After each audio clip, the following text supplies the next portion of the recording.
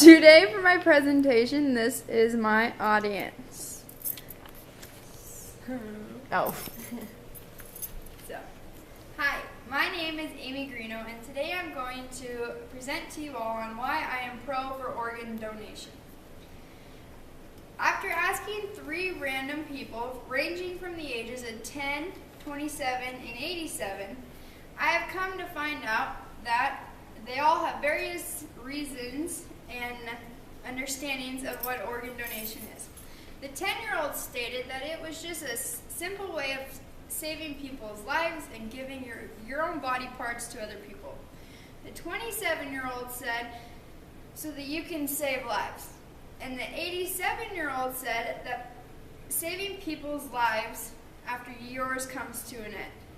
The real definition of organ donations is the donation of a biological tissue or an organ of the human body from a living or dead person to a living recipient in need of a transplant. There are many reasons to why one would choose not to donate their organs. But if you think about it, why wouldn't you want to donate your organs when you're saving somebody else's life? In the United States, there are over hundreds of thousands of Americans waiting on the organ donators list.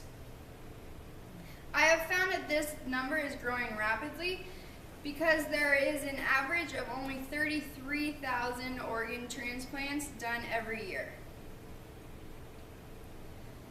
Because people are not donating, I feel like a lot of people aren't being informed on how important this is and all the reasons of why this is helping so many other men, women, children, to help them live, to help them to save their lives. There is an average of 6,000 people that die every year that have been waiting on the transplant list from 5 months to 12 years, which is really sad to me. That's an average of 9 people dying every day. I believe that as Christians, God's people, that it is our duty to give God's body parts that He has given us to His other people. It is very important for these people to be able to receive these organs because not only are we God's people, but God's chosen us to live, and when He wants us to come back home to Him, He'll take us, and so why not give His body parts to His people? There are a lot of people out there that think that the Bible really doesn't have some verses that show the true meaning to organ donating, which is false. I have found 2 very good Bible verses. The first one is John 15:12-13. This is my commandment, that you love one another as I have loved you. Greater love has no one than this, that someone lay down his life for his friends. And also according to Genesis 2:21-23, the Lord God caused a deep sleep to fall upon the man, and while he slept, took one of his ribs and closed it up with his own flesh. And the rib that the Lord had taken from the man, He said, "This at last is the bone of my bones and flesh of my flesh. She shall be called woman, because she was taken from a man." Also, according to Daniel 12:2, many of those who sleep in the dust of the earth shall awake, some of the everlasting life, and some shown the everlasting contempt. As you can tell by these Bible verses, God has been pro-organ donation before time, before anybody else knew what it was.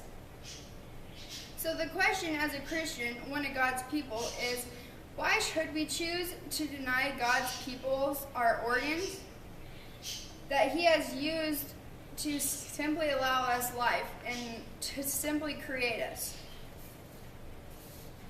Organs ranging from kidneys, lungs, pancreas, liver, and many other can be transplanted from one person to another. After their death, before you become a donator, you have to clear all tests and be in a good health. You also have to have very strong organs. Before anyone is able to become a donator, they also have to be declared brain dead, which means that your body has absolutely no functioning at all. Every day, roughly 75 people receive an organ transplant. Although that seems a lot, that's still not nearly enough. So in conclusion, there are many people who have lived God's plan for themselves, and now they are in need of every possible organ donator. Let us be Christians and continue the legacy in helping others. Thanks again for listening to my presentation on why I am pro-organ donation.